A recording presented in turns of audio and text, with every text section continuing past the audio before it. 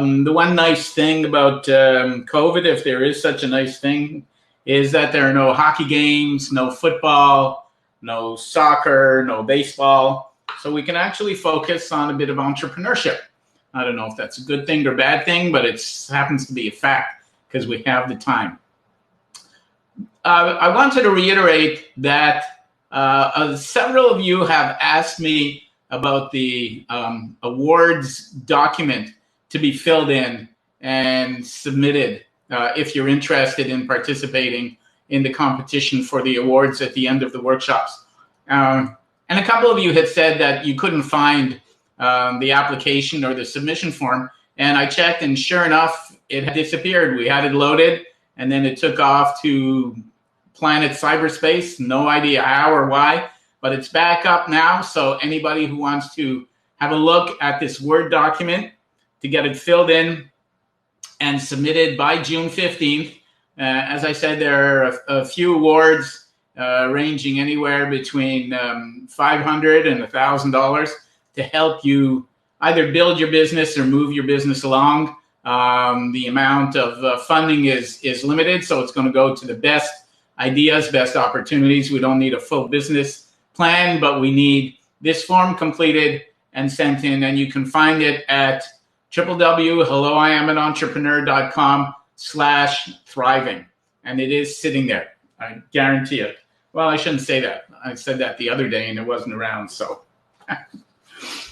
we'll start off with the acknowledgement. The acknowledgement is very important. It's the to the funders and participants for this Indigenous Entrepreneurship Workshop. I would like to take a moment to acknowledge with respect the traditional territory of the Lekwungen people, whose land this program is based, and the Songhees, Esquimalt, and Wasanic peoples whose historical relationship continues on with the land to this day. We thank you all for attending virtually from different traditional territories you reside. And interestingly enough, we have participants from all over BC, right up to Nunavut, Prince Rupert. We have a couple from Nelson. So it's really gotten a very wide distribution. We're very proud and happy to be able to bring this to you. Let me just flip this over. We have taken care of most of the little technical glitches, hopefully. Okay. So today's workshop is entitled Meet the Funders, and we have a couple of really good funding agencies to present to you, and they will talk about what they offer, their programs, the criteria, et cetera, et cetera. You know, there's a very famous quote by Benjamin Franklin, and it says, "If you want to know the value of money, try borrowing some." And that's very true, because it's not an easy thing to borrow money. It's not an easy thing for people who are not accustomed to presenting to banks or other organizations or financial institutes. So what we have chosen, or the groups that we have chosen to work with, are, how shall I put this, probably the most user-friendly in the Indigenous funding scenario marketplace. We have two today, one from Futurepreneur Canada, Joanne Norris, and we have Alicia Glover from, let's see if I can get this right, because I don't think I've ever gotten it right, Victoria Community Microlending. And they're both great funding agencies. Next week, when we launch into our next series of workshops, we will also have guest speakers from TAC, which is the Indigenous Funding Agency. It's the Aboriginal Capital Corporation based out of Vancouver, but they cover the Victoria and most of Vancouver Island area. And we will also have Vancity. Vancity is one of the banks that has supported the development presentation of these workshops. The majority of funding has come from the Songhees Innovation Center, the Songhees Nation, and the Victoria Native Friendship Center. And we thank them very much for their interest and their participation. We will start with where is it? We will start with Futurepreneur, and let me do a brief introduction for Joanne Norris, and then I will pass the mantle of presenter over to her. The organization, where is it here? The organization is dedicated to empowering and enhancing entrepreneurship opportunities for young people. In 2019, Joanne Norris became the National Director, Indigenous and Northern Communities for Futurepreneur Canada. She joined Futurepreneur originally in 2014. I think she was originally from Van City, but she has always held an Indigenous portfolio and has very good insight into the Indigenous entrepreneurship marketplace and what the needs are. And she's excellent at directing the programs of Futurepreneur Canada. Futurepreneur Canada is a national organization. They have, I think at last count, they had a couple of thousand mentors across Canada. And they do not only funding, but training and different types of support and some really great programs. So, Joanne, I am going to turn you into a presenter. And under the photograph, if you can click on your camera and your microphone, and then you can take over as presenter, and I will follow through on the slides and click them forward so you don't really need to. Can you go ahead and do that, Joanne? Are you there? That's something's happening. Mm-hmm.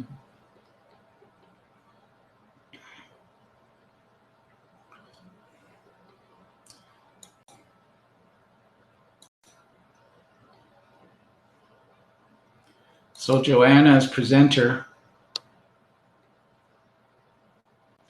Under your photograph, Joanne. There we go. You are. Yeah. Yeah, there you are. Okay. Yeah. Let's see if we can get this up. There is a little box on the right-hand side that takes you. Okay, there we go. Good. All right. So I will let you get at it. By the way, I will be compiling the questions and comments that we get from the participants, and then I'll flash them up on the screen at the end of your presentation, and you can respond to them accordingly, and that would be great.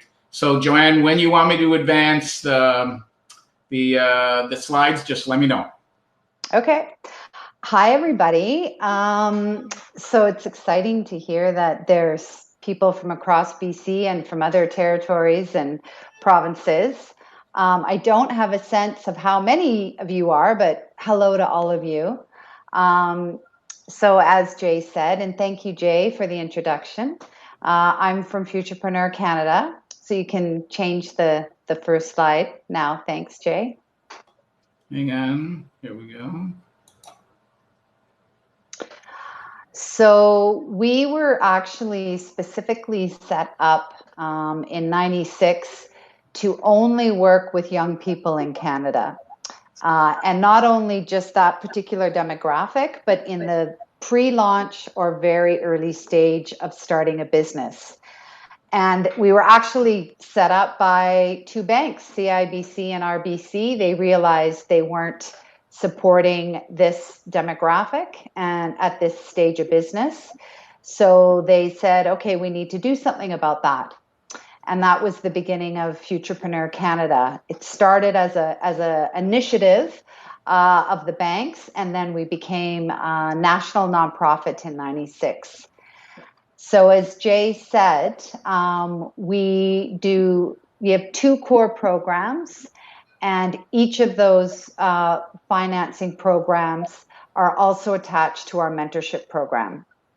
And before people apply, we have a host of resources that people can access as well, tools and templates on our website, and coaches internally. We work with lots of different organizations and collaborate with other lenders and other community service organizations to do what we do, because we can't do it all alone. You can change the slide now. So the core of our startup program, it targets young people between 18 and 39 who have decided they want to launch a business or buy a business. We also finance franchises or people that buy businesses from existing business owners. They want that to be their career. And we have financing up to $60,000. 20,000 loans up to 20,000 are from the Futurepreneur Canada loan pool. And then we have a partnership with Business Development Bank of Canada. And then we administer an extra 40,000 if people want to borrow the full amount. The biggest difference between our program and a lot of other more traditional lenders, such as banks or credit unions, is that we don't require collateral. So we know that one of the biggest barriers for young people is not having equity that they can put down when they're applying for a loan. So that's actually not a requirement that we demand. We do also have interest-only payments for the first year and flexible repayment schedules for a 5-year term loan. And with each of our loan products, we also find a mentor for 2 years. So that's a big factor for our entrepreneurs, because it's not a consultant. They're not going to do their accounting, but they will support them, share their knowledge. And if anyone has more specific questions about how the mentor program works, I can certainly answer those. Think of it like a dating app. We spend a lot of time to do a good match between the entrepreneur and the mentor, where the entrepreneur might be not so confident in part of the operational elements of a business. Maybe they need support on managing their finances, or maybe selling isn't a strong point. Then we look for our mentors, and we have over 3,000 that work with us, and they're volunteer mentors to do the matching. You can change the slide, thanks. We also have, and we just started this program about 3 years ago. It's called the Side Hustle Program, because what we know is that a lot of people will be working, but they want to start a business on the side. And so this program is great because you can have household income, or maybe you could live in a household that your partner might have an income, but you're not, but you want to start this on the side. And so you can borrow smaller amounts of money, either a loan of $5,000 or $10,000 or $15,000. Same unsecured, character-based, no collateral. It's a slightly different repayment schedule. And it's a slightly different application process, but still eligible for the mentor match. So that's a program that we're really excited to have now, because a lot more people are starting businesses while they're working. You can change that now. This slide just gives you a sense of some of our impact over the last over 20 years. We work with a lot of women entrepreneurs. I think that stats closer to 45% now of our businesses are majority owned by women. Most of our businesses stay relatively small. We do a lot of owner-operator type businesses, or businesses that people might hire 1 or 2 or 3 people. Occasionally we get some businesses that really scale and grow into be significant size business, like Skip the Dishes was one of the businesses we financed. But generally speaking, we're Main Street businesses, we're community-based businesses, and that's who we serve. You can change the slide. And I'll give you an example of, I'm going to talk a little bit about some of the businesses that we've supported, some of the Indigenous entrepreneurs. So you can change the slide. So I'm going to talk a little bit about Cosmic Heart. This is a business on Vancouver Island in Comox Valley by a young Indigenous woman called Rudy Lee. And you can change the slide. She actually had been a social worker for a number of years and was just getting burned out and wanted to develop from a passion of hers. She wanted to develop a business, which is what she ended up doing. You can change the slide. So as a young girl, she was very, very interested in clothing and dresses and vintage clothing. And so she decided, you can change the slide, that she wanted to start a mobile vintage and a type of retailer where she would set up at festivals and markets, and she would also sell online. And she really integrated her values and her love of clothing and sustainable clothing and being thoughtful about how to bring more vintage clothing to other people into building a livelihood for herself. And you can change this slide. And so this is just, it gives an example. These slides are actually from a presentation that Rudy Lee did with Futurepreneur at a conference a couple of years ago, that she was talking about sort of her intentions and how she came to this idea. You can change the slide. So her business is really all about sustainable fashion. She ended up borrowing less than $20,000, a small loan, but she didn't need a lot, but she knew she needed working capital. She knew she needed some capital for her startup costs and also to get going in the first year of her business. And so she was very thoughtful about that, about developing her business plan, coming to some of our training workshops in terms of setting up business plans, working with our entrepreneur in residence, getting some coaching on her cash flow projections. And she was successful, and she's still successful. She's running a wonderful business, and she's on Instagram under Cosmic Heart, if anyone's interested. You can change the slide. And these are just a few of the types of businesses and people that we've worked with in northern BC. The fellow on the left, his name's Reed. He actually was, I originally met him about 4 or 5 years ago, and he participated in a business challenge that we ran up in northwestern BC. And at that time, he was starting a painting company. And he ended up running that for a little while, but then he realized he wanted to do something else. And this is something for you to remember. Your ideas can change, and that's okay. It doesn't mean you failed. In his case, he ran the painting company for a couple summers, and then he realized he wanted to go into business with a partner and do more of a marketing consulting business. And he also was very passionate about helping other young Indigenous entrepreneurs access the resources that are available for people. So he actually became a trainer for Futurepreneur for our Thrive North initiative. And we trained him to deliver training on behalf of us. So that was pretty exciting.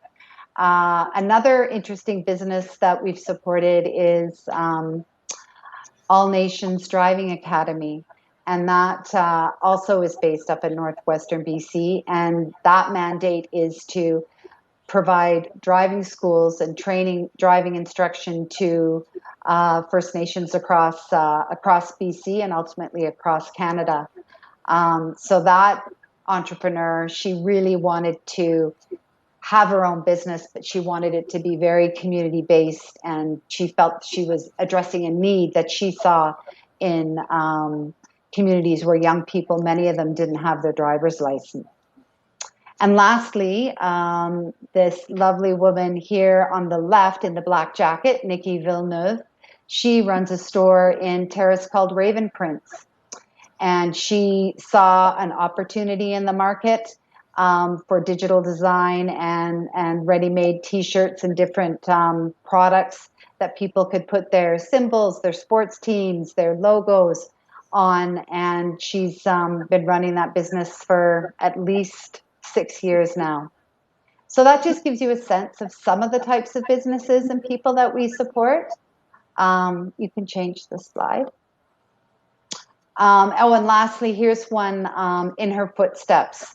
Crystal is a gal up in Fort Nelson, and she connected with us and attended some of our training, and in terms of pitching her business in the Business Challenge. And she is a wonderful example of an entrepreneur who's figuring out how to connect with more people. We helped her think through how she could develop an online platform for her business. And yeah, just to give you a sense of the different types of folks that we work with. And as Jay mentioned, I actually just in the last couple of months, I've hired 3 new business development managers, Indigenous young people. One's based in Ottawa, one's based in Edmonton, and one is based in Winnipeg. But the Sammy, who you'll see your contact on the next slide, she also works with entrepreneurs in BC. So we've got a new team now to more strategically do outreach and support young Indigenous folks who want to start a business. So we're definitely a place that you can come to for support, tools and business planning, information and connection to help you along the pathway. So, and yeah, I just hired one, Kristen Richard, who's based in Winnipeg. So she's not on this slide. I sent this deck to Jay a while ago, but you can see my information there, and Sammy, we would be the ones to connect with if you're based in the West. So thank you. Okay. Well, thank you, Joanne. I've had a couple of comments asking me to make your picture bigger and my picture smaller. I mean, from a vanity point of view, I like to be up on screen. But, sometimes it works and sometimes it doesn't. I have no idea. This is, oh my God, this is a mystery. But anyways, thank you very much. I've compiled a bunch of questions from the chats. And let me just open it up here, and some of them you may have covered, some possibly not, but there, can you see that? Yep, I can see it. Maybe if you can address those questions from some of our participants. So we certainly work with folks who have business partners. In terms of our eligibility, the person 39 or under would have to have own 51% of the business. So your business partner could own, 49% or less, or however you want to do it. But it has to be a majority owner. And in terms of I can't see the end of your.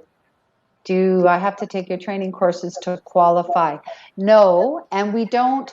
What the training we do is really for people who need support in the business planning process. So we don't have courses like college entrepreneurship programs, or there's other programs like like this, the program that you're in, that's more multi-week. We don't do that kind of training. We do more very targeted to how to understand, is your business reliable, how to really drill down on your customer, understanding how to do a sales pitch, and figuring out how much startup capital you need. It's very focused on that. And in terms of how many Indigenous clients we have, I would say, about 4 to 5% of our total portfolio would be Indigenous. That has happened sort of passively, but now that we have a team, we really want to grow that number, and we want more Indigenous people to know about us and to know that we want to support them and work with them. And we also are collaborating with other Aboriginal financial institutions that Jay mentioned earlier, and sort of connecting with them so that we can pool our supports. And so young people can find out about us through them and vice versa. Our average loan, I think, is about between $20,000 and $25,000. We don't do that. We do loans as low as $5,000 and then as high as $60,000. Our rates are, our Futurepreneurs rates are prime plus 3.75. So it ends up to be about 7.775%, which are pretty good rates. That's for the first 20,000. The next 40,000 is the BDC floating rate plus 3%. So that is a little bit higher than ours for that extra 40,000. And you have 5 years to pay back the loan. Are there businesses we like and don't like? So you're asking about what's ineligible? What businesses aren't eligible? Is that what you're asking about, Jay? Yeah, I guess it was like what preferences Futurepreneur has in terms of supporting different types of businesses, and which ones you tend to avoid. Well, we do not finance. We have some interesting criteria. So we don't finance bars, but we will finance distilleries and microbreweries. But there's certain where the majority of their sales are like sold to liquor stores, or they're not sold on site. That's a difference. We don't do any farming related businesses, and we avoid any type of business that has to do with any weapons or sex related businesses. And those are the big ones. And then the other one, we generally don't support jewelry that's like precious or semi-precious stones as well, but we do like other kinds of jewelry based businesses. Somebody's asking about restaurants. Oh yeah, we do. We do a lot of restaurants. We do a lot of food based businesses, food product, food truck, definitely a lot of restaurants, and yeah. And we, in terms of grants, we don't do grants. No, it is a loan. Okay. They are loans. Yeah. Okay. There's a couple of hellos to you from the Sunshine Coast. Farther up north, so I guess some people remember you. I have a. What about traditional medicine, nutraceuticals? We don't have a hard. Yeah, I mean, I know we don't at this point do anything related to marijuana, but that'll probably change as the regulatory environment changes. But I know we don't have a eligibility that we don't do that, so that should be eligible. Depends on what it is. Often it's on a case by case basis.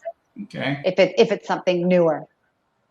Okay. How hard and fast is the age 39 rule? Because I know I applied when Mina, I don't know if Mina's still there, but when I applied, I was just like a couple of months ago, I was just turning 40. And so that's a joke. It's really 41. But how Right. hard and fast are the age rules?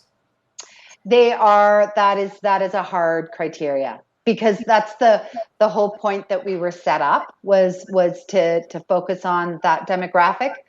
We actually originally were only until like 34, and then I think about 8 or 9 years ago, because we still felt we had so many applicants that were kind of in their mid to pushing late 30s that were still having trouble finding financing, that we made the case to up the age limit. But there are other organizations that can serve people that don't have an age restriction. So we just kind of really focus on 18 to 39.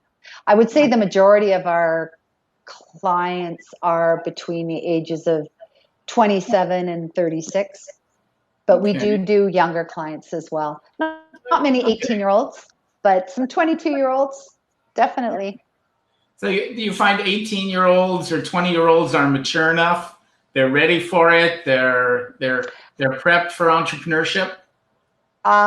Some of them are. I would say we don't do that many. I would say factors that influence that are if you come from an entrepreneurial family, right? And if you know that this is part of your kind of experience, and so it's not so different, and how really focused you are, and if you have a great idea. We wouldn't turn someone away who was, young, I mean, not younger than 18, if they had a good idea and they knew what they were doing and they met our eligibility requirement. Cool. I might want to reach out to Michelle. You're talking about traditional medicine businesses and the fact that you're getting a bit of a runaround for some of the paperwork. And I have helped launch 2 of these nutraceutical businesses, cosmetics and health-related products, not curatives, but traditional medicines that helped relieve some of the conditions of arthritis, et cetera, et cetera. So I would suggest, Michelle, if you want to contact me directly at vithriving at gmail.com, I can work with you on that, and I can let you know from my experience what works, what doesn't work, exactly what the regulatory issues are. Because it can be tricky if you just listen to them and they'll pass you around like a racquetball going around the court at 90 miles an hour. But there's ways to deal with it, and I can talk to you about what I experienced with 2 of the businesses that I had. The last question, Joanne, that came in, and I really do appreciate you giving up your time and speaking. The group, by the way, we have a couple of dozen people and very enthusiastic, which is awesome. Real entrepreneur material. The last question that comes up, and I'm sure it'll come up with all our funders, is, do you have any COVID-related programs? We do. We have COVID-related programs for our existing portfolio. So for people that already have loans with us, we don't have any COVID programming for new entrepreneurs coming in now. I will say what we ask for those folks that are applying now is that they in their business plan that they lay out what their COVID kind of strategy is, because some companies this doesn't impact the situation we're in now, and some it does. Like, for example, a restaurant, if someone was applying to do that now, then it could still be fine, but they just have to be able to make the case of how they were going to, deal with the current situation in terms of their opening and whatnot. Right. Okay. Any last questions for Joanne? Okay. Well, you've seen the information in terms of contacts. Futurepreneur is a very receptive organization. You hear back from them very quickly. They're very supportive. That's one of the reasons that we invited Joanne, and Futurepreneur has always been a speaker at our workshops, and we really appreciate your participation. And I'm sure you'll be hearing from some of our participants. Love to. Thank you very much. Thanks Thank so you, much. Joanne. So should I just sign off? I think I did that for you. So, good. Well, you have a chance to stare at me for the last half hour when I was trying to figure out how to make Joanne's image larger, but she's actually a very shy individual, so she was actually quite happy with her picture taking up just a postage stamp in the corner of this this AV pod. Our next speaker is from an organization called Community Microlending, Victoria Community Microlending. The organization helps local people, and they offer some interesting, some kind of different programs and an approach. It's really cool. It's great for startups. Helps local people without access to traditional financing to start and grow their businesses or obtain training that will lead to employment. And they match them with local lenders, providing ongoing capacity building and support. They're a nonprofit organization based in Victoria, and they rely on strong partnerships and the support of volunteers and a very active board of directors. So what I will do is I will introduce Alicia Glover, who is the director of the Victoria office, and I will make her a presenter. And Alicia, you have to turn on your camera and your mic, and you should appear somewhere here. Here we go again. Okay. Are you there? Okay, give us a minute. Have you turned on your camera and your microphone, Alicia? Because that's important, otherwise you can't come on screen. Unlock the camera. Unlock the camera.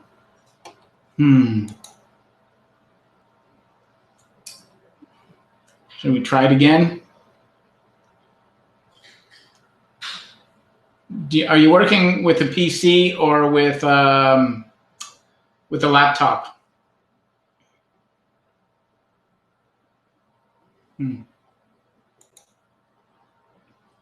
There we go.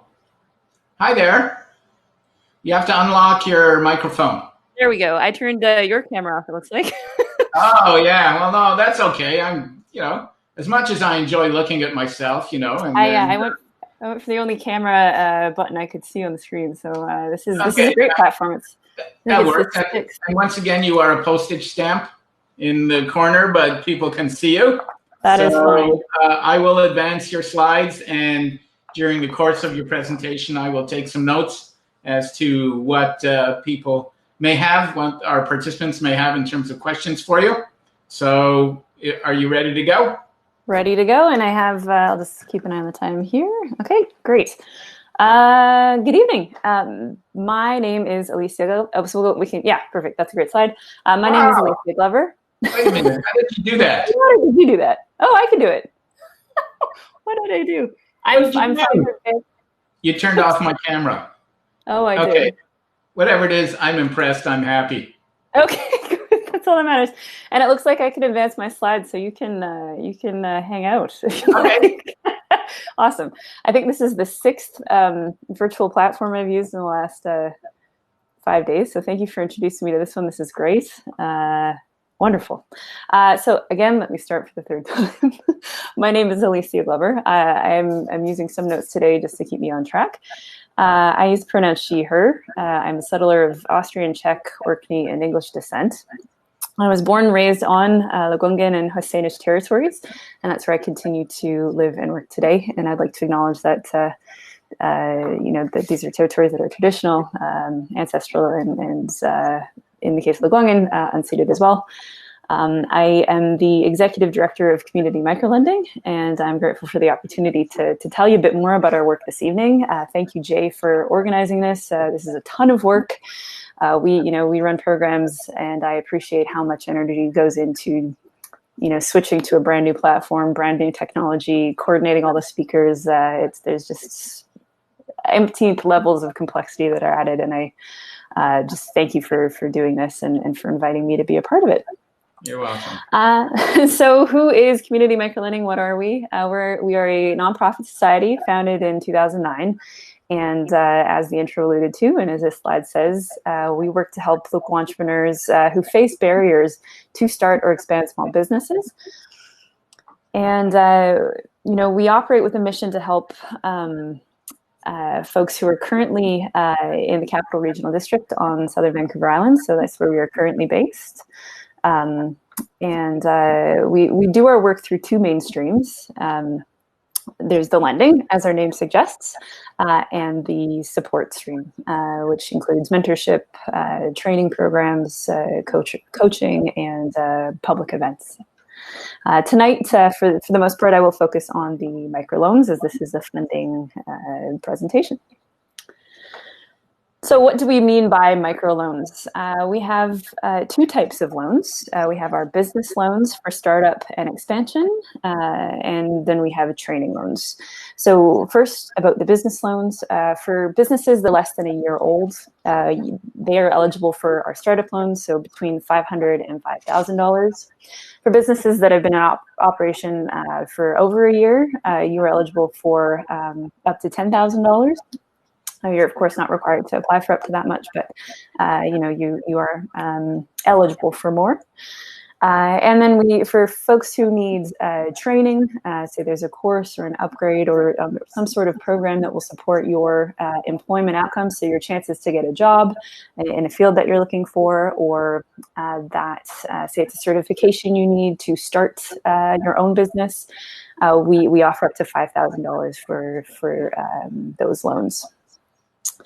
So in terms of the cost, I'll get into what you can use the funds for when I talk about the application process. But the short preview is that it depends, and we're open to it. There's no hard restrictions. But first, the terms. So there's no application fees. We're nonprofits, and there's a flat 5% interest rates on both the training and the business loans. And our payment terms, so the time you have available to pay that back and the amount you're paying per month, those terms are flexible. That's supported by the fact that we are a nonprofit lender, and that we do not report to the credit bureau. So we can work with a client to make sure that their monthly payments are the right amount for them. They're the supportive amount for them. And without that, racking up the amount of interest that they're paying over the life of the loan, and without that impacting any of their credit score down the road. And with that also comes with we can pause payments or reduce payments, with a written, it usually starts as a written statement or just a conversation. So if somebody has health issues or their family matters that they need to attend to and it disrupts their income, or let's say there's a pandemic and things are massively disrupted, and other instances, we can sit down with our borrowers, have a conversation, find out what they're facing with and what is accessible to them, and come up with a plan together on what their payment schedule will be. So we have had folks who have gone over that 5-year term time frame without it costing them any more money than, say, a 5-year term would have cost them. Similarly, or on the flip side, and this is actually quite common with our borrowers, if folks, have the cash flow and decide they want to repay early, which does save interest, we're absolutely happy to do that because it actually saves us work and having to manage the repayments, and folks can repay the entirety of their loan or extra portions of the loan at any time without any penalty. And now one of the reasons we can do this, as Jay was speaking to, is thanks to the source of our funds and how it is we coordinate loans. So we are what's called a peer-to-peer intermediary. That's the technical term, but we're a peer-to-peer lender in that we find local people in the community, pool their money together, and then lend that money to a borrower who's gone through our application process. So peer to peer. And the average number of lenders for a single loan is 4, but usually it ranges anywhere from between 1 and 6, depending on how much that person, the person is requiring and has been approved for. And it's a really neat model in that the people who contribute we're entrepreneurs themselves, are entrepreneurs themselves. They know how we work, so they're very patient, and they're doing it to support the entrepreneurs less and not so much to get a massive return on investment. What we hear commonly from our lenders is that this is better than a donation, and this is the type of support that they wish they had when they were starting out. And so in exchange for what they get, is they get 2% on top of the amount that they lend. So they can lend as little as $250. And then they get the 2% of the 5% interest repaid to them once the loan is fully repaid. Community microlending handles all of the paperwork. You will never talk to your lender. They have no say in your business. They don't own any equity. They work with us and we work with you.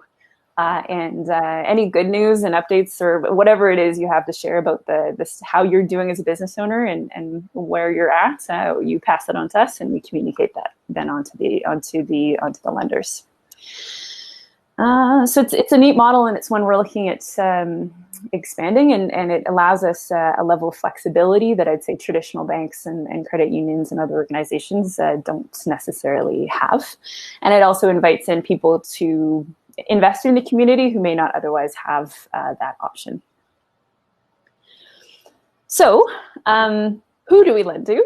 So this is very important. This is an entrepreneur class, I appreciate.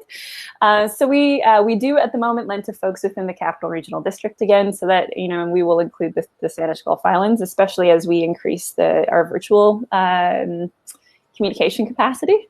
But, when we say barriers, we mean the things that would exclude you from getting a loan from a bank or credit union. So poor or no credit history, which is common for folks who've never had a credit card, may not be with a bank, maybe new to the country, maybe, or may have had challenges with their credit in the past. We don't see that as a mark against you. That makes sense for us, and it's something we look for and look to understand the root causes of.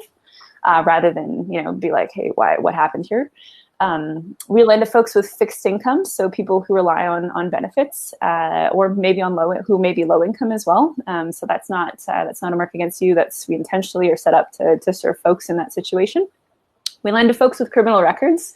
We appreciate that may be a part of your life happens, and we're more interested just with all of the above in understanding why now is the right time for you to be creating this plan to start a business or go back to school. And we want to make sure that your plan is solid and that now makes sense in terms of a time for you to take on debt and take on a challenge, and that you're well supported to do so.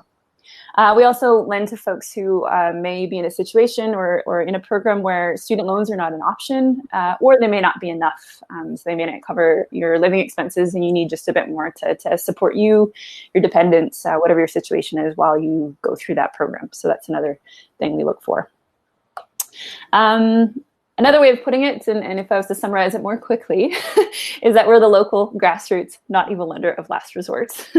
And I did share this with one of our national colleagues who they do lending for folks nationally, but youth and others with challenges in mental health, and they're like, we're going to take that. So, but hopefully it sums up kind of our approach to things. So what does it take to get a loan with us? First and foremost, it's similar to what Futurepreneur was saying. We're looking for, these are essentially what are called character loans. So we're looking for a solid business idea or a solid existing small business, and with a clear plan for why it is you may be expanding. We're looking for the person who's applying. Like we want to know who you are and why you want to do this. So we're looking for the passion and the drive to see it through. And with a respect that we may not be an expert on what your industry is, and so we're someone who's willing to talk to us, tell us about what it means, why this is the thing you want to do, and has the tools to communicate that. We're also looking for, if you're coming to us for a training loan, we want to see a commitment to actually taking that course. So maybe it's the registration or something similar, and maybe a learning plan is something we also look for, so that it's clear that you're setting yourself up for success. We take debt very seriously, not because it's like, oh, we're trying to protect our lenders' money, which we have to do, obviously. If there's any lenders tuning in, yes, we're protecting your money. But taking on debt is a burden, and it's there's stress, there's a weight to that, and we want to make sure that the folks who are taking that on are set up for success. And then, all of this is typically reflected through the application package. So similar to Futurepreneur, and I highly recommend you go onto their website if you haven't been there yet. Their resources are fantastic. They have an excellent self-directed learning library as well, which can really supplement the things you may be learning in class here. So no offense, Jay, but it's something to add to your learning, especially to check back into in the future. You don't have to submit your age to access their website. So it's one way around. But yeah, we're looking for a business plan or a training plan or an expansion plan, and we have very simple templates for this. We want you to be the one writing this. We're not looking for fancy; we're looking for functional. And in our templates, we also ask for a budget and a cash flow. And our templates for the budget and cash flow gives a snapshot of your personal and your business, because the two are typically quite close, and we lend to a lot of folks who are sole proprietors, so folks who are doing their own thing, they're not incorporated. We want to make sure that you have the resources at the end of the month to meet your debt obligations, so like pay your bills, pay your rent, and actually that the amount you have left over to deal with the loan is not too much of a burden for you. We also look for letters of reference, so from past clients or from people who know you well. We will accept those not as written too. We appreciate that written submissions may not be the best or most accessible route. Excuse me. And we also look for consumer disclosure. So we don't ask for a credit check. We won't ding your credit, but we ask that you do provide the report on how you're keeping up with your bills and what bills you've had. And that's not to penalize you for like any bad news or whatever. It's to get a clear and thorough picture of what your debt is. Like, what are your monthly payments? What has your payment history been? So that we can then set you up with a plan, and we make sure that we're supporting you as well as we possibly can in this new lending relationship. So, we see this as much a learning opportunity and a chance to grow your financial literacy and your strength in repaying these things and your independence in managing these things, rather than a chance to like get you. We've never sent anything to collections. I think there's one time we had something that was secured, but we've never gone after those things. And then we've actually had a piece of equipment that was given to us because the person had to leave in challenging circumstances. And I think it's been 5 years, and it's in one of our board members' garages, and we're waiting for that person to come back. We're like, it's here for you still. So we're not, really, truly are not trying to make money or whatever. Anyway. Yeah. And so, and in that vein, this is how actually the second branch of our effort has really developed, because we realized that folks were coming to us for loans and really needed extra support. And so through that, we realized we were doing a ton of coaching through the loan application process itself. So there's no limit on the number of meetings you have with a staff or volunteer person. You work with that person for as long as you have available, and you work on that application material together. For folks who, for cultural reasons or literacy reasons or digital access, there are circumstances where we will transcribe your application for you, like it's to accommodate whatever barriers or cultural needs you may have. So it may not be a barrier, but it just may not be appropriate. And so, we can sit down with you and make sure that that clear picture is laid out for our own, records, and also communicating that to our lenders and our loan committee. So that's there, and that truly is coaching. It's not sales. If we sit down with somebody and help them with their plan, and they realize, oh, I don't actually want a loan, but there's a bursary over here that's a good match, or I'd actually rather go to Futurepreneur or Vancity's loan program seems like a better fit because my credit's good enough that I could use, I could start building my credit now. We are like, that's a success for us because it's a success for you. We once for folks who do get a loan with us, we as similar to Future, we have our mentor program. So we'll match you with somebody in your industry or who has a skill set that complements what support you may need. And we also run training programs several times a year. These are typically in partnership with organizations that serve unique communities. So single parents, low-income youth. We've done trauma-sensitive programs for women-identified folks. We run several programs a year for newcomers and refugees. And we've done, we actually last fall we did a program with Songhees Innovation Center, which was awesome and exciting. And then we do a number of events throughout the year. You know, even the last month, we've done 2 virtual events that were Ask an Expert panels, where we connected local community members with HR, accounting, and legal professionals to be available to answer questions related to business operations in a time of COVID. So, a few of our partners, and so we have this. We have a number of national partners here, provincial partners, regional. It's we can actually add community futures to this list now, and as well as in terms of actually like partnering for funding to deliver some a program, and as well as Groundswell Social Ventures. These are a few of the folks we've supported. So I realized I took most of my time to focus on the loan side itself, and so I'll breeze through this. But I like to show this mix. Michael came to us to find money to pay for his branding package and his website launch so that he could launch his sobriety coaching business. And he's since been named a local influencer 2 years in a row. Carrie came to us. She was very publicly and out as a queer chef. And she wanted to create the conditions that she could work in that were safe for her and that she could create a safe space for other queer people to be a cook in. And so she came to us for her startup loan, which obviously $5,000 is not enough to build a food truck, but she needed a fire suppression system, so an object, so that she could open in time for her first season. First season went well. She paid that loan back early, came back to us later for her expansion loan when she was starting her second truck, paid that one back early, and now she's gone on to launch a restaurant as well. And they've also just adapted their service for this current context. And then the third example is Gavin, and he was a newcomer to Canada. So he had no credit.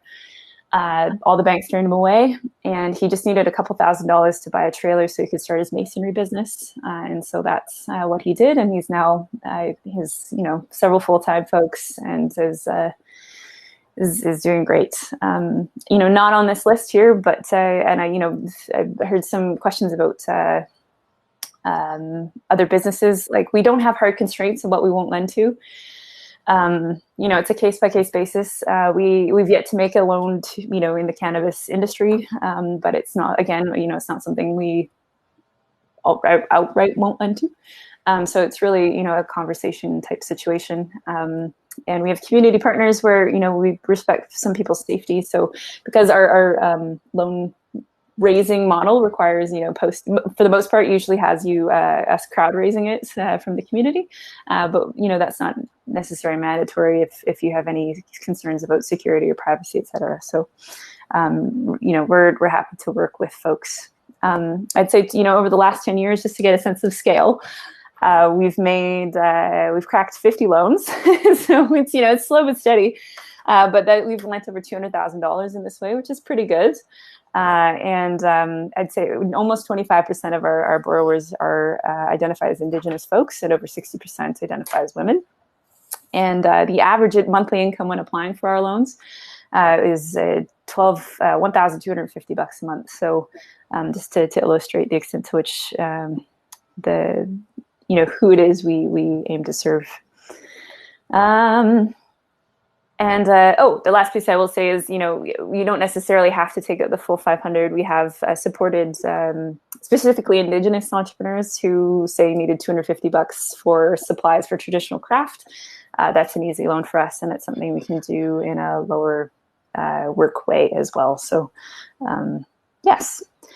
We are still open virtually, based in Victoria again. When we are meeting in person, we're based out of the Dock, which is a co-working space. Our website is about to be switched to a new version, so so that will be the address moving forward. But if you hop on there now and are appalled, I agree with you, and we will please check back soon for the updated version. But info that goes directly to me, and that is my cell phone number. So you can text me. That's a great way to get in touch with me if you have questions, or you can email me directly at info@communitymicrolending.ca. Thank you. Okay. My Sorry, goodness. thank you. When you actually catch your breath while you're speaking, I was gasping for air here. I accumulated some questions as you were speaking, and I'll just flash them on the screen now. Some of them you've already covered, but maybe you can address the ones that you have not. Yeah. So the minimum amount, I mean, it's roughly $500, but again, I mean, if you really need $100, like, talk to us and we can figure out a streamlined way to deal with that application. Likely that would be a verbal application, and we can actually make loans of less than $1,000 with just staff discretion. So that's an easy one.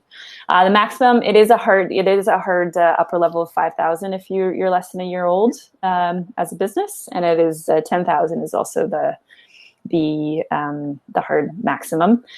Sometimes if the other piece is that you may be applying for $10,000. Say you're eligible for $10,000. If there's a way that we can release parts of those funds at different times, so you're not taking on that whole debt at once, that's something we'll talk to you about and figure out how we can make sure you're not taking on the debt. You're only taking on the debt you need when you need it. So you may be approved for 10 and it may be rolled out over a year, depending on what the situation is. Other things we look for in a borrower. Curiosity. You do not need to be an extrovert. You do not need to even identify as an entrepreneur. You can be committed to doing business in your way. And as long as it's clear to us that you have a clear plan for what it is you want to do, that you have ownership over that plan, that's more important than saying having a consultant or somebody having, a template that looks right but doesn't quite jive. Like it's not you. So how long does the process take? That is a great question. It can range from a week to a couple months, depending on the time it takes to complete that application. I mean, a couple months is an extreme, but the situation where it would take that long would be if some things came up and they could no longer work on their plan for a while, or they had to redo it, or but typically it's a couple of weeks from start to finish, as long as the person is staying in contact and working with the staff or volunteer person consistently. What we typically don't support, and this is specific for the training piece, is we don't typically invest in. So it's not a hard and fast rule, but we want to discourage folks who, programs where it's like, if you pay $5,000, you'll get a patent and da-da-da-da-da. So we're wary of those programs because we're more interested in seeing local community economic development. We want to see, that it's also, the time for that revenue to be generated for that person is far more unknown, and back to our concern about not wanting to just throw debt around, we're wary of that, and we'll encourage folks to find other ways of figuring out how to get the tools they need to do the things they're trying to do, rather than take on a whack of debt. We love programs like this, where this is Jay's a real person. He's in front of you. He's connecting you with other folks. If that type of program or support is far more in alignment and businesses resulting from that. And, but otherwise, no hard restrictions. And and as I mentioned before, absolutely have Indigenous clients and special programs as well. We have a loan fund. I think we currently have $9,000 in it. And it's allocated for Indigenous entrepreneurs, and so we can fund all or part of a loan from that fund for Indigenous applicants, which speeds up the time it takes to fulfill the loan, to raise money for that loan. And what's neat is that the amount, the interest that's repaid just goes back to that fund then redeployed to the rest of the community. So it just keeps on giving, which is awesome. And there's a question that was asked to Futurepreneur about COVID programs. So we, I mean, as soon as the pandemic hits, we reminded our clients who had open loans with us that they could pause their loans without penalty for however long they needed. We asked, we said 3-month increments so that, they stayed in touch with us. But we already had that in place, and so deployed that very quickly. And for folks in the Capital Regional District who were operating before the pandemic, soon you'll be able to apply for what we're calling for the Community Support Fund. So those will be funds to provide like emergency working capital, emergency like money to adapt it to operate in this current circumstance. So buy personal protective equipment, buy your plexiglass, move your store online, whatever else is you need, pay suppliers, pay rent. And those loans will be, we're raising them actually as donations. So there'll be 0 fees, 0 interest, and no repayment for a year. And any funds that are repaid will just go back to the fund and help businesses that were impacted by COVID to recover down the road. So that's, we're still in the fundraising stage, but do look out for that. And I'll make sure Jay is aware of when that's live, and he can share that with folks who are based on the island. Awesome. One of the questions I have, I guess the last question is, of the 50 business loans that you have done, how many of the businesses are still in operation, still in business?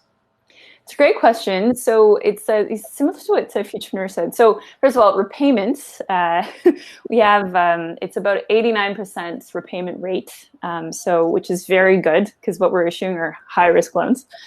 And then of those folks, very few actual business failures. A lot of folks who intentionally stopped operating, not a lot, but a few folks who intentionally stopped operating on their own terms. So they decided to launch a different business, similar to what Joanne was saying.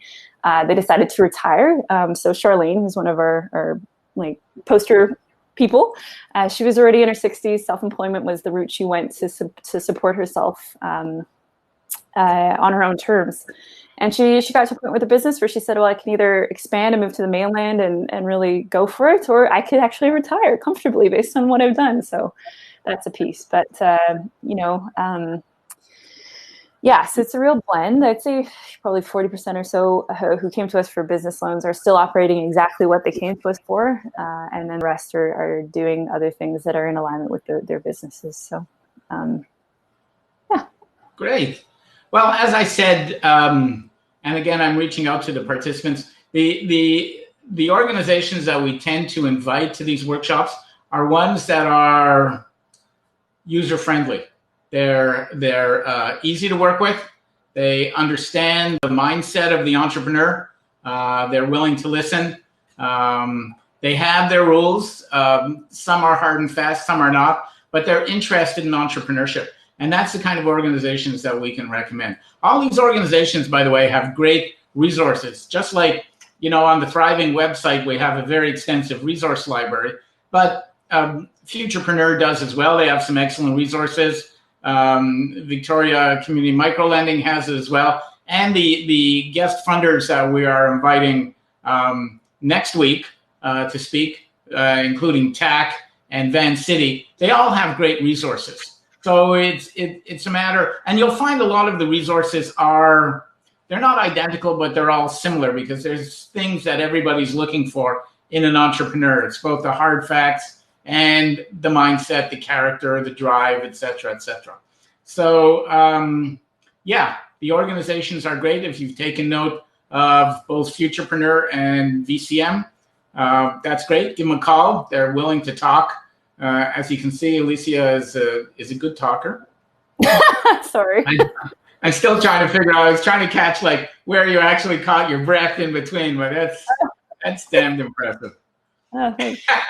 Anyways, thank you very much. Thank you to you, Alicia. Thank you, Joanne. And we have I think it's 12 more workshops that cover networking, communications, play acting, learning to play the role of the entrepreneur, marketing, technology, etc. So you're more than welcome. You're on the invitee list, and you will get an invitation for each and every one of these. And if you want to join us, please feel free to do that. Awesome. Thank you. And thank you both.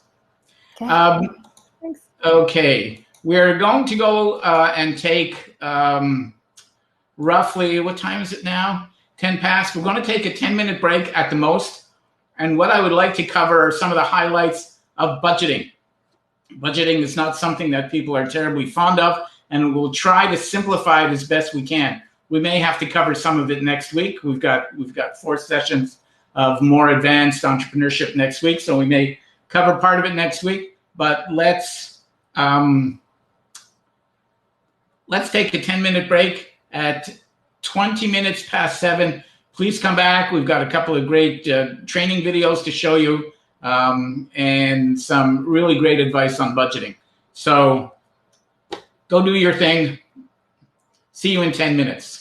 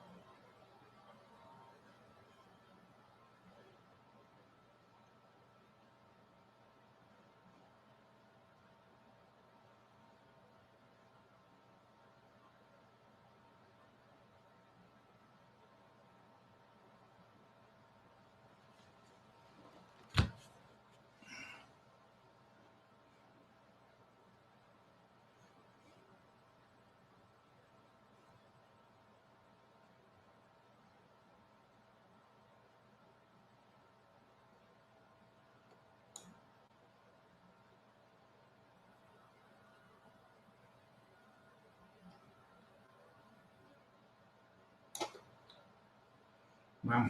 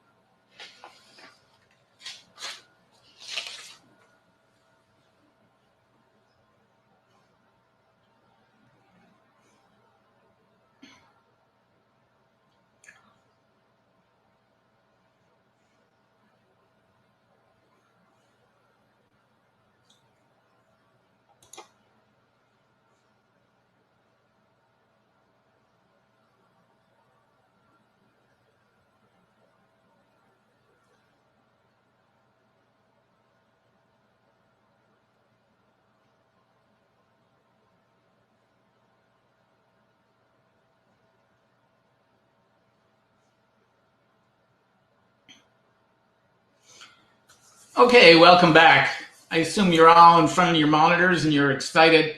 Let me get some, just to show you that I am still here. You're all excited about budgeting. Budgeting is something that people are afraid of. It's not something that people do very often unless they've had some training in bookkeeping or financial analysis or business planning. Budgeting is one of those things like, yes, I have to do it, but I'm not exactly sure how. There's some great models for budgeting. Some of the best ones are on either Futurepreneur website or BDC has a good one. The one on TAC, the people you're going to be seeing next week, it's a little more complicated. But here's what I'm suggesting, and here is what I am offering. Go onto one of these sites, have a look at these budgets, and play with it. Run a whole bunch of what-if scenarios. What if my revenues go up? What if my costs go down? What if I operate my business? What if I launch my business like this? How will it operate? And then what I suggest is once you are semi-comfortable with the analysis that you've done, get a hold of me, and you and I will go through your budget step by step, and I will show you what makes sense, what may need tweaking, what areas you should think about again. So that's my best suggestion to you. I mean, we can go through and do a budget item by item, but the easiest thing for you is I'm going to show you what's included in a budget, and you should go and take some time, play with the numbers, see how it operates, send me a copy of it, and we can go over the analysis or the budget that you've worked on. Okay, I think that's a pretty fair. What you're trying to do is keep it as simple as possible. You can get very sophisticated with the budget, or you can keep it really straightforward. And I'm going to show you a few examples of budgets. But there's certain things that any funder, whether it's a funding organization or a bank or a granting agency, this is what they're going to require from you. These are all the various elements. So you should be aware of them. And we'll go into each one a little more detail either today or next week when we pick up on budgeting. And we have a couple of other funders in the audience. Your startup costs or your starting costs. These are all your expenses up until the time that you sell your first product or get your first dollar of revenue. And it can include cost of equipment, cost of internet, stationery, marketing costs, legal costs, if you have to lease office space, if you're looking to produce any product, so it'll include production equipment, it'll include inventory, it'll include trial and error, getting your system up and running up until the time. And it'll include working capital. So one of the things all the funders are going to ask is, how much money do you need to get this thing going? And that's startup costs. And every budget will have a section for startup costs. Operating costs are the costs of running your business, cash flow, and we're going to go into these in more detail. Cash flow is an analysis of how the money flows in and out, because in a lot of cases, you have to pay for inventory long before you get to sell the product. So cash flow, something has to carry you, and that's your working capital. Break-even analysis is something that many of the funders will ask, and that is basically, how much do you have to sell or how much do you have to generate in revenue not to lose any money? In other words, if you have revenues of $10,000 and you have operating costs, including labor, transport, marketing, etc., of $10,000, then you have basically zero bottom line. That's your break-even. Your break-even analysis will be $10,000 a month. The other one that they may ask you about is something called a burn rate. And a burn rate is interesting. Some ask, some do not. And a burn rate is, make the assumption that you are not generating any revenue at all. How much is it going to cost you to keep your doors open? Because every business has standard expenses that they have to pay no matter what. It might be a staff, an executive assistant, rent, telephone, hydro, insurance, legal, accounting, bookkeeping. These are all the kind of things that you're going to have to pay whether you generate any revenues or not. That's your burn rate. How much is it going to cost you to keep your doors open? They're going to ask you a difference between gross margins and markup. There is a difference, and I will explain to you as we go on. And lost leaders. Lost leaders are primarily in retail and product distribution. And you see it in a lot of retailers where they will sell, London Drugs does it all the time. They'll sell a box of Kleenex for 69 cents, 79 cents, and it's to get you in the store so that you buy other products where they do make money. And how to get profitable, because profitability is important. Now remember, profitability is different for whoever you're preparing the budget for, because if it's for a lender, as both the lenders today talked about, they want to make sure that you have enough of a cash flow, enough money at the end of the month to repay any loans that you take. Again, if you have any questions, let me know as we go through this. So why do you budget? Well, before you make money, you have to figure out how you're going to spend it and what you're going to spend it on. Anticipating future needs, spending profits and cash flow. Spot problems before they mushroom. And this is interesting because you will find as you do your budgeting, you will look at it and you say, hey, this doesn't make sense. I'm not making any money. Or this is costing me too much money. You know, if you're manufacturing or you're distributing, you don't have enough of a profit margin on some of the products that you're selling. So it really does work in spotting the problems. And to me, the budgets in terms of spotting the problems are one of the most important characteristics. So this is really a financial plan, a financial roadmap. And it helps you figure out how much money you have, how much money you need to spend, and how much money you need. In other words, and you heard the funders say this, don't ask for more money than you need, because you'll be taking out a loan and paying for it, and it doesn't make sense to ask for more money than you require to get your business up and running or to expand it. And they'll want to see a budget when you ask for funding. Every business plan contains a budget, and it's really critical. It helps you minimize risk to your business, and it helps you understand where you're going. Very much so. So a budget is, so do a number of budgets. Do take any of the formats, whether it's from Futurepreneur or Victoria Community or BDC, Business Development Canada, or Van City's got them. I wouldn't recommend TAC right now because it's a little complicated. We'll go over that next week probably. But take any of those models and just play with it. You can't really do it any harm. You know, do a scenario, save it. Do another scenario, give it another name. Do another scenario, give it another name. And you'll be able to see how your budgets evolve. You know, the basic premise of business is really simple. Profit is revenue less cost. I mean, that makes a lot of sense. I mean, it's simple. So in order to increase profit, you have to increase revenue or cut costs. And that's a really basic premise of business. It really is. So these are all the elements. Now I want to play a clip for you that's produced by Van City, actually. It's a really good clip. And it talks about a financial plan, because that's what a budget is, part of a financial plan. And then we'll get back to some of these details, because they're also quite important. They're all part and elements of a budget. Am I moving too quickly for you? No? Is this kind of making sense? Good. Veronica, I've got a couple of chats from Veronica that you are going to get a hold of me. You've been reflecting about your business opportunity and you're funneling down. Yep, that's good. And get a hold of me and we can talk about it. So I'm going to play, where is it? Financial plan. Getting Inside a Lender's Head, a 4-part series for entrepreneurs. Part 3, Financial Plan.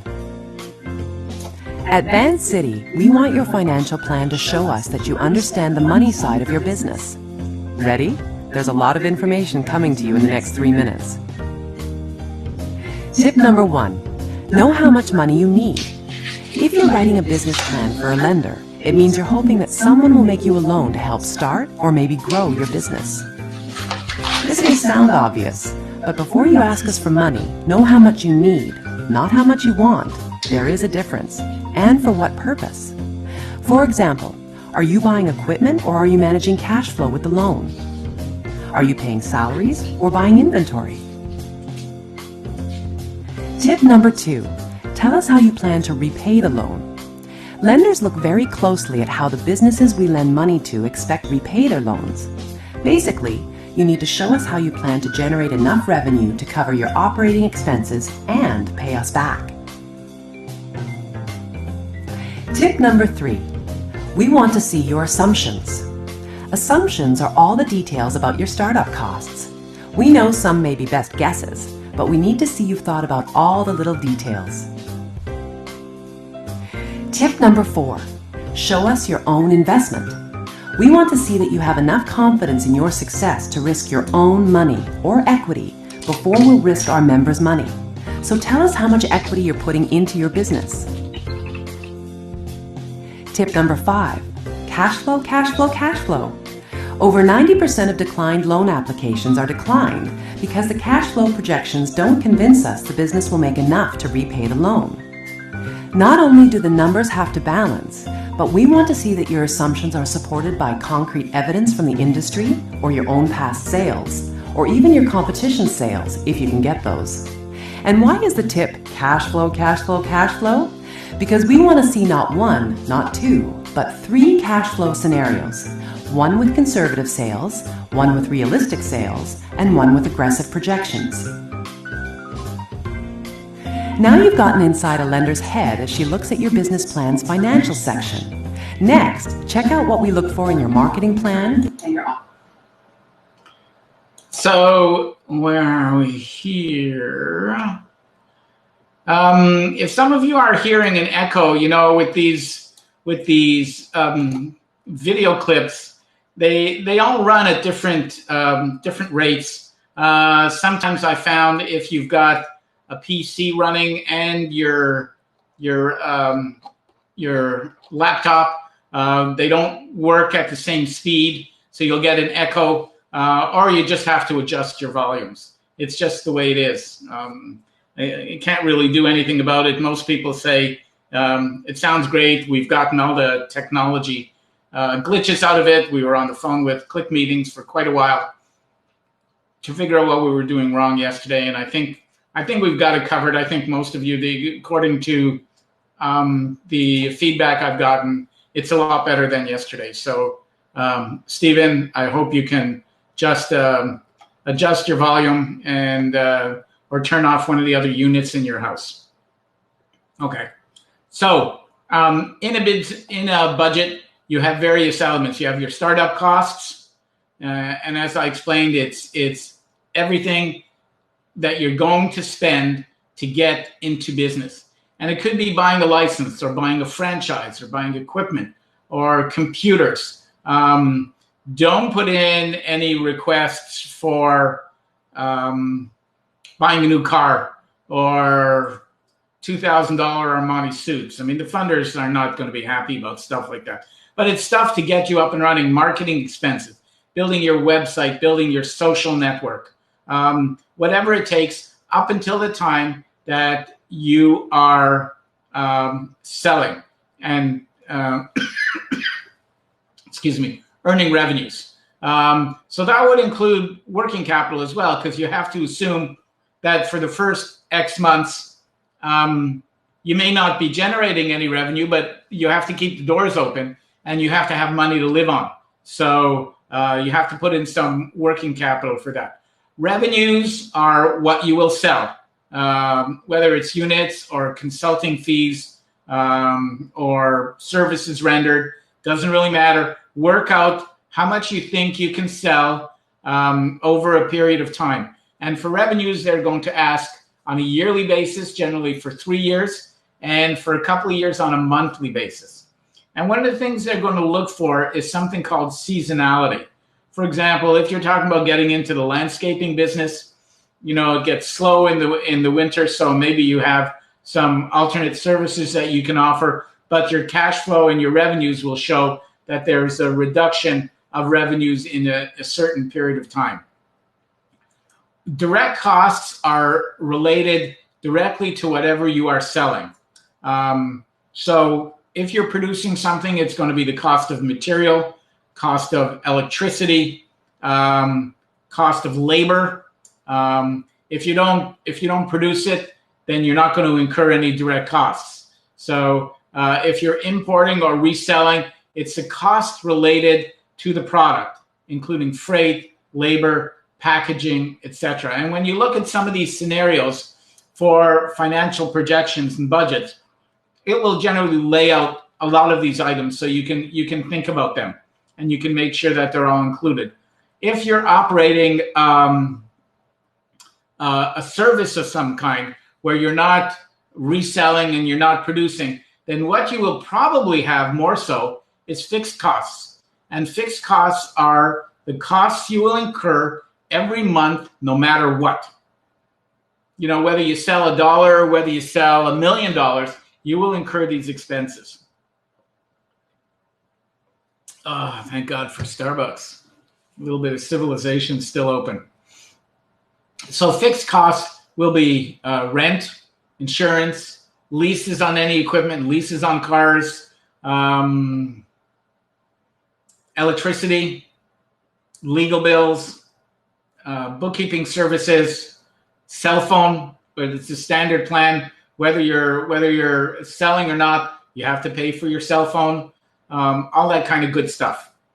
So fixed costs. And this is, where they start asking, what are your burn rates? Because your fixed costs you incur every month, whether you're selling or not. So then you have your variable costs. And your variable costs are, the more you sell, the higher these costs go. And typically it'll be shipping, additional labor, packaging supplies, fuel, more running around if you're selling a service, more time getting out there to meet your clients, delivering on clients. If you're working in consulting, it will include, for example, hiring sub-trades, hiring subcontractors. And we do that all the time when we get an assignment to do a large business plan or a large economic development study. I will bring in sub-trades in economics and different types of business sectors.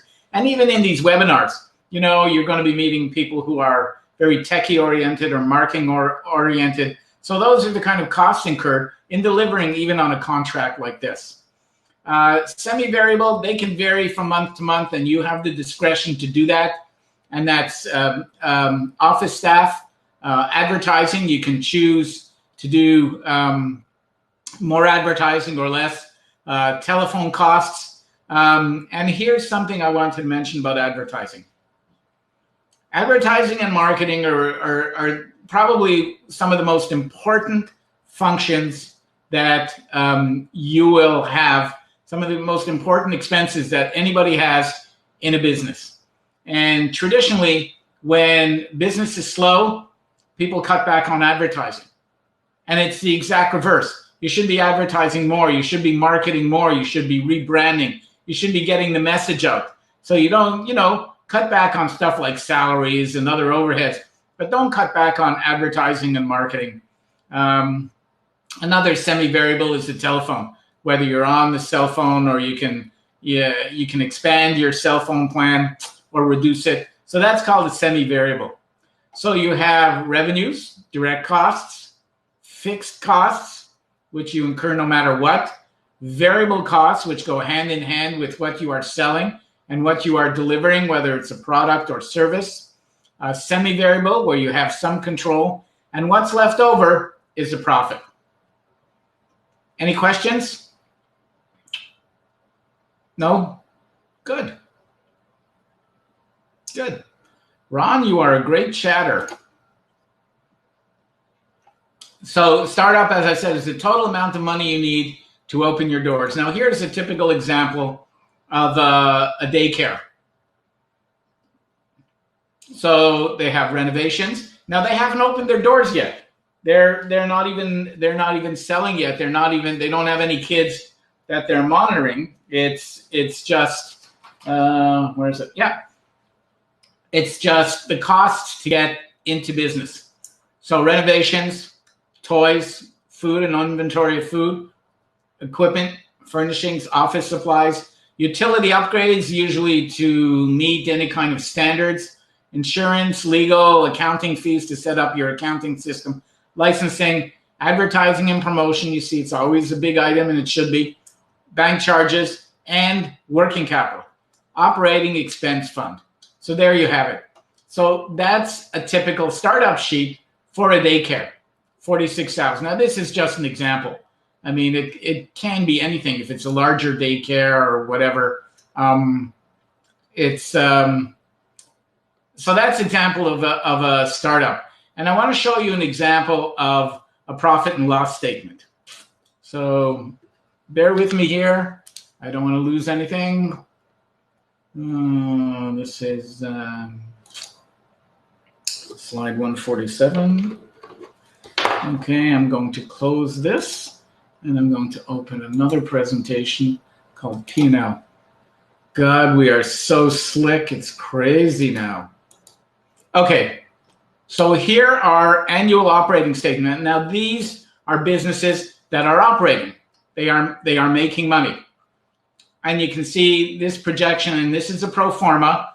They have taken it and they've bumped by about 10%, a little over 10% in each year in terms of the revenues that they're going to generate. Can everybody see this clearly? Okay. Then you have the cost of sales that are directly related to what the revenues are. So you have labor, materials, rent, power, repairs and maintenance of pieces of equipment, transport out, if they have to pay the shipping costs, supplies, and other. Other is the contingency. Then you have administration costs, office staff, telephone communications, computer and office supplies, legal and professional, business tax, finance costs to the funder or to bank charges, any licenses you have, and again, other is just provision. And then you have marketing and promotion, advertising, website, sales commission if they're salesmen operating on a royalty basis, car and travel, promotion, brochures, other. So there's your total. So there's your revenue, your cost of sales, and these are your direct costs, what it costs you to generate these revenues, at least your gross margin. Then you have your administration, and then you have marketing, sales, and promotion, and this is your bottom line. Is that clear? That's a P&L. Okay, let's have a look at another example. And here's one that's simpler. This is a landscaping supply company. So they have revenue, and this is a period of time. Landscaping, markup income, I'm not sure what that is. Retail sales and service. So they're earning $66,000 for October. This is over a year, from October 2011 to September 2012. Okay. This is what it cost them for supplies, directly related to the revenue. And then they had payroll, automobile, bank, delivery fee, $15, not very much. Insurance, because it's very, they have a lot of liability. Interest, job expense, where they've expensed jobs directly to specific contracts. Professional fees, rent, repairs to tools, tools and miscellaneous, uncategorized expenses, but they didn't even have any. Utilities is electricity. So they have made $15,000 over the course of a year. Now, your budget, your pro forma, would be very similar to this. And these are the various categories, because once you know what business you're looking to do or what business you're in, you can pretty well predict all these various costs and expenses. And as I said, go to one of these scenarios and try it out. Try a number of them. When you're presenting to a funder, they generally ask for 3 types of budgets. They ask for absolutely worst case, like if it's a disaster, what is the worst that it could be? The realistic one, and what is your dream budget? Like if things were going to go really well, what would it be like? What would the numbers be? So they ask for 3 types of scenarios. And this is based on per unit. And you can do comparisons of budgets and numbers between years to see how you're doing. That's quite common. Same thing here. You're comparing 4 years and you're seeing how you're doing each year, what your margin is, and how much money you're increasing in or decreasing in conversion rates. It's not a great example, but it shows you a comparison between a number of years. And the other thing that you can do is, and businesses do this quite often, they will compare their actual costs of how they are operating compared to their budgets and the differences and the percentage variances and why. For example, here in raw materials costs, it actually cost them $150,000. They had budgeted for $120,000. So they spent $30,000 more, which is 25% more than they figured. And the reason is increase in raw material prices. So they know that for their next year forecast, they have to increase the price of their raw materials because that's what's causing them the issues here. Okay. Where are we here? There's another really good video on budgeting. And I think with this, we will probably leave it and continue on with budgeting on Tuesday when we meet again. But this is a really good one. A budget is an important tool for any business, but learning how to effectively use your budget can be daunting. So, here are some quick tips to help you on your way. Set realistic expectations. Don't budget to double sales if you aren't doing anything different in your business. Justify your proposed growth with plans and strategies if you're going to include it in your budget. Separate your fixed and variable expenses. Fixed expenses don't change with sales activity, but variable costs do. Variable costs are things like direct material costs, labour costs, and sales commissions. All the things that increase along with your sales. Variable costs need to be included in your budget, aligned with increased sales. Fixed costs are things like rent, internet, insurance, and general overheads. These are not generally affected by an increase in sales. Categorize your expenses. Costs like personnel, office, and occupancy costs should be grouped together in your budget. This will allow you to spot trends more easily. Allow for contingencies. It's true that nothing ever goes to plan, especially in a business. Include a buffer in your budget, just in case. Check for adequacy. Will the expenses you budgeted for be enough to cover the sales generated? For example, you may have a marketing plan saying you're going to visit 1,000 distributors across the country, and this will generate $50,000 worth of extra sales. That's all well and good, but you need to make sure you also budgeted for the people needed to make those sales. This includes the travel costs incurred, such as flights, accommodation, and meals. Linking your operational plans with your budget is a great way of knowing how your business is travelling and allows you to keep on top of expenses as they happen. If you'd like to learn more, why not watch our next video on breaking even? So that really summarizes a lot of what we've talked about. And you can see they're using the same kind of terms. Yeah. And they come up over and over again. I said the best way to get comfortable with these is just to get into them, play around with the numbers, and see what they come up with, because it'll help you spot whether your business is going to do well, or maybe you're making certain assumptions that just don't work. Your cost of materials is too high, so you say, well, maybe I have to find other suppliers, stuff like that. There's one other thought that I want to leave you with, and this is the kind of stuff that they don't teach you in business courses. One of the things that you should be determining is, what is your product mix? There are 4 variables here in terms of how you sell your product. And this is something that you should give some thought to. Your sales price versus your costs and your margin. And there's 4 equations here. High margin, low volume is awesome. High margin, low volume, where you don't have to sell a lot, but you're making a lot of money for each product or service. And this could be, what is a good example? Something like Tesla or Apple, or someone who's providing a consulting service and they're charging a lot of money for the contracts. So they have a very high margin on not a lot of revenues. So their revenues may only be a couple of $100,000, but their bottom line is probably 125,000 because they're not incurring a lot of costs. This is the best area to be in. High margin, high volume. Actually, this is where a company is incurring or going through growth and a big growth spurt. So they're getting a high margin, but their volumes are going up as well.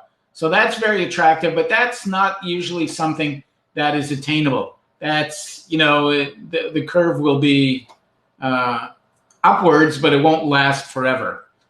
Low margin, low volume. This is the worst. This is the worst.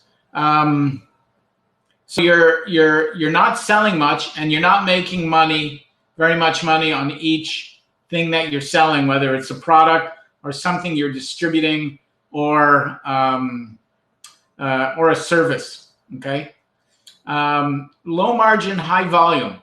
A perfect example of low margin, high volume is something like Walmart. Walmart is a perfect example of low margin. They sell a ton of stuff and they make a little bit of money. Grocery stores are also low margin, high volume. Grocery stores probably make between 2 and 4% on their revenue. They generate a lot of revenue, but they don't make a lot of money on it. So those are the 4 categories of sales and price. So you should be determining which of these that you are delivering your business model, because this is part of the model of your business, and this will be reflected in your budgets. Very critical. Somebody asked about delivery costs. Delivery costs, if you are paying for delivery costs, then it is direct costs are variable. The more you sell, the more you're going to be incurring transport and delivery costs. If you're shipping everything COD, or where the client is paying shipping, then it's not something you really have to account for. Okay. So I think that's probably as far as I want to take it today. There's a lot more information here, but I always get concerned about overloading the participants. There's a ton of information. You have 2 very viable funders that you can refer to, that you can contact. I'm suggesting very strongly that you start going through and running a number of budget scenarios. See how comfortable you are. You'll see how these models are laid out. A lot of them will do automatic calculations based on columns. You fill in some numbers, it does all your automatic calculations, your percentages, et cetera, et cetera. So you should try a few.